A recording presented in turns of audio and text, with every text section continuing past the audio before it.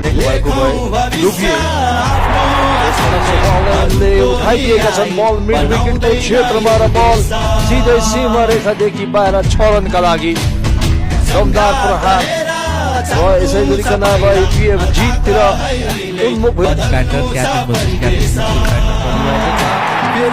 back to back maximum from Captain Rohit Kumar Paudel. He is looking on a good touch. र बहुमूल्य जित पश्चात 6 अङ्क प्राप्त गर्नेछ विजय टोलीले। यो पनि ग्यापमै जानेछ। यो 2 रन पुरा भएसँगै रोहित कुमार पौडेलको अर्धशतक पनि आएको छ। Back to back 50।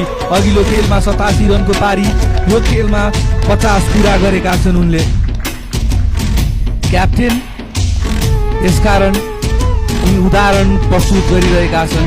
यो अनुशासनले ब्याटिङ गर्नु, यस्तो खालको धैर्यता देखाउनु, यो चरित्रले नै टोलीलाई फाइदा पुर्याउनेछ भन्ने कुरा रोहितले देखा